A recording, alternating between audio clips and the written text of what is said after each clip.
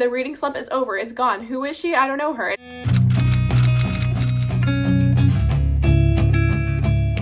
Hello bookish people, welcome back to my channel. My name is Megan. In today's video we are doing my May TBR, and I am so excited for this TBR because there is a very strong chance that all these books will actually be read this month, because in April I ended my reading slump. I am so happy. The reading slump is over. It's gone. Who is she? I don't know her anymore. She's gone. Bye-bye. So now we have my May TBR, and honestly in May I really want to focus on breaking down my physical TBR. I have been in a reading slump, but I have still been buying a bunch of books, so my physical TBR is growing. So this month I decided I was going to pick 2 books from every genre, and that is going to be my TBR, and they're going to be books that I already own, except for the fantasy sci-fi genre. Even though I have a bunch of unread ones, the 2 that are on this TBR, I don't actually own them, but that's okay. That's okay. Okay, most of the ones I have I own. The only genre I left out of here is sci-fi. I do have a sci-fi actually. I did fantasy slash sci-fi. I don't know why I said that word, sci-fi. Okay, no, the one genre that I left out of here is classics. My reading slump is a bit fragile, okay? I don't want to risk the fragileness of my reading slump with classics. You know what I mean? You gotta be in a mood for classics. I don't know that I'm in that mood. First, we're gonna start with manga, because honestly, why did I even include this genre? I don't really know. I only have 2 unread mangas on my entire TBR. So I just chose both of them, and that's what we're reading. The first one is Spy Family Volume 9, and I don't even want to say the synopsis to this manga series, because this is the 9th volume, meaning I've read 8 volumes. All 8 volumes that I've read have been documented on this channel, so I have said the synopsis of this thing 8 times already, so I do not need to say it again. But this is an absolutely delightful manga series, and I absolutely love it. This is the latest release. I'm very excited to read it, and why am I procrastinating on it? I just need to do it. And it's why am I procrastinating? Because I do love this series. I think it's I don't want it to be over. Not that it's over. There's still more coming out, but I gotta wait. You know what I mean? I gotta wait for the next new release. And do I want to do that? No, I'm impatient. I want all of them now. So yeah, we have this one. I'm very excited to read it, and if you haven't read it, I don't know what you're doing. And the next manga, and the last manga on my entire physical TBR we are going to read this month, is Sailor Moon. And this is a volume 1. Honestly, I know nothing about Sailor Moon other than she's an icon. And I saw volume 1 in Target, and I was like, okay, you're coming home with me. And now I own it, and now we have to read it. Now we are moving into the mystery thriller genre. So I chose 1 mystery thriller and 1 cozy mystery. And the cozy mystery I chose that's on my physical TBR is Killer Content by Olivia Black. And this is a Brooklyn murder mystery. So in this book, you're following our main character, Odessa. And I should say this is the start to the cozy mystery series. So this is book 1. So we have Odessa, who has moved from a small town to Brooklyn, New York. And she is working at this place called Untapped Bookstore and Cafe. It is a bookstore with a cafe that also sells craft beer. And while she's working there, one of her co-workers, a fellow waitress, has actually been murdered. And she thinks there's something suspicious about her death, and she wants to investigate. And that is basically what this book is about. It sounds really cool. And honestly, I had this business concept in my head. I was telling my boyfriend about it. I was like, you know what I need? I need to make a bookstore that's a bookstore, and it's a brewery, and it's a cafe. And this girl, I found this book at the thrift store, and it in my concept is written in this book. Okay, so yeah, that's exciting. I'm excited to read this one, and I'll let you guys know how it goes. This one has been on my TBR for a while now, and honestly the reason it's been on my TBR so long is, although it has a cute premise, my library doesn't have the audiobook. If you know me, I'm an audiobook girly. If there is no audiobook, it takes me a minute to get around to it. So yeah, this one I'm excited. I just gotta sit down and actually read it. The next book I have is The Sorority Murder by Allison Brennan. So on this college campus, this sorority girl named Candace, she goes missing and she is murdered. And this really piques the interest of fellow student Lucas, and he is studying to be a medical examiner. So 3 years later after the murder, it is a cold case, and when he is working in a medical examiner's office, he comes across new clues that could potentially lead to a suspect, but the police don't want to hear it. And he's not even really sure what this evidence really means, so he decides he's going to start a podcast for everybody to kind of crowdsource information about the case to see if they can find out who the killer is. And people will call into the podcast, and one of the people that calls in ends up being murdered.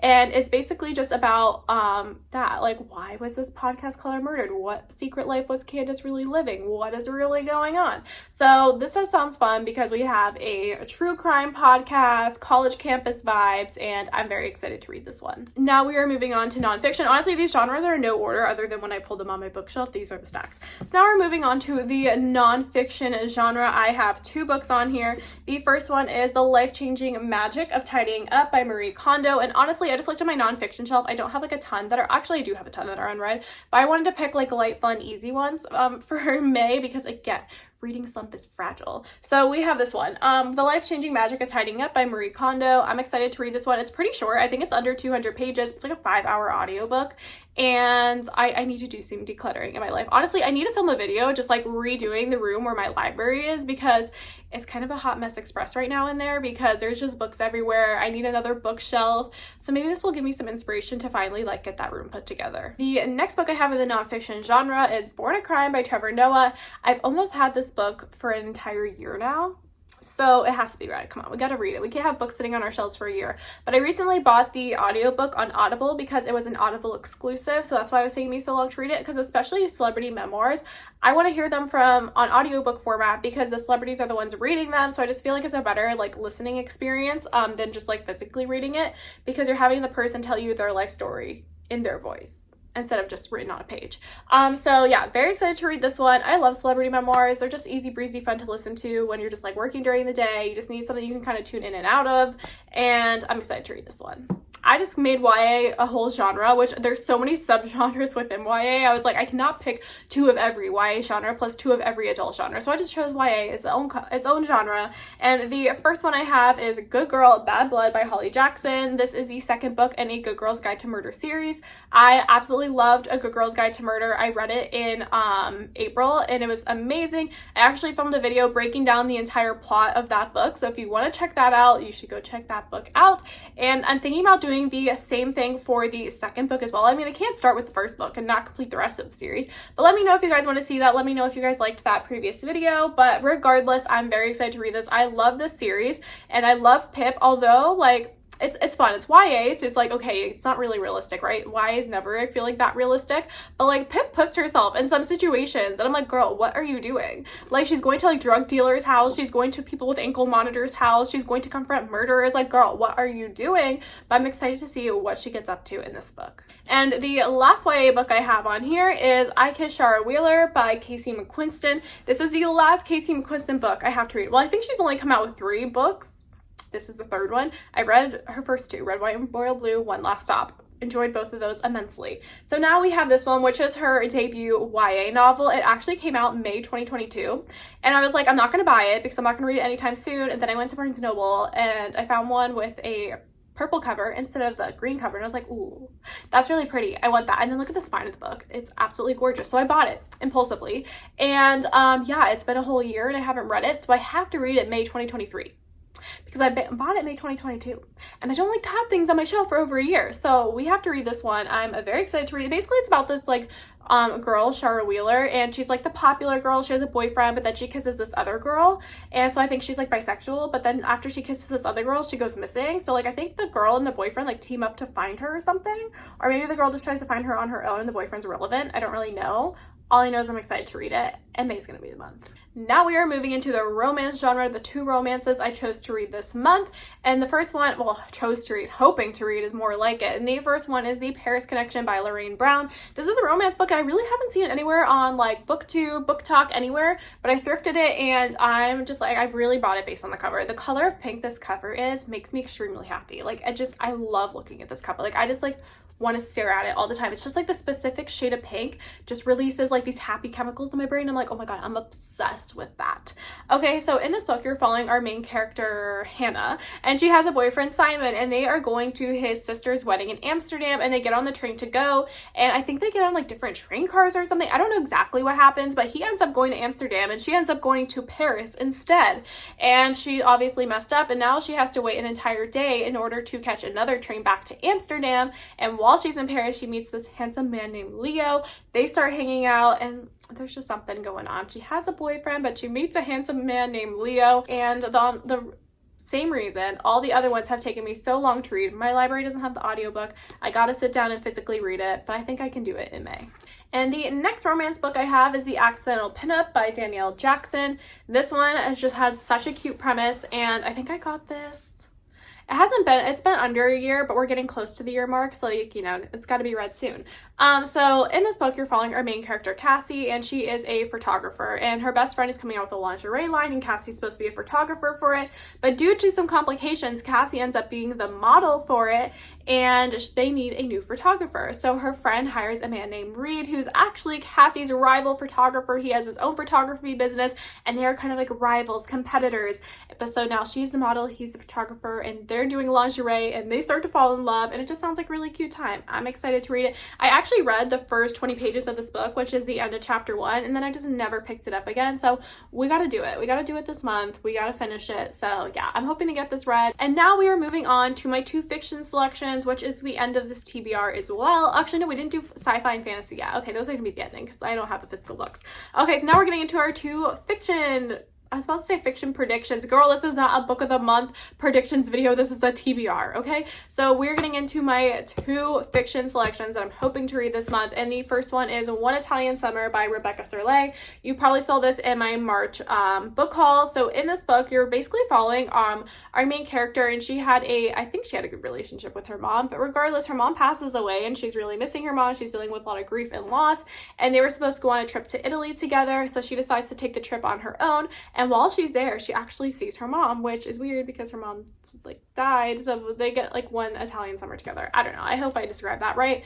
Book that's been on my radar. Finally found at the thrift store. Now I'm finally getting around to reading it. It's like a 6-hour audiobook too, which is intriguing to me because that's only going to take like 3.5 hours to listen to. So it's like a one-day listen, fun little experience. I think I can get it done in May.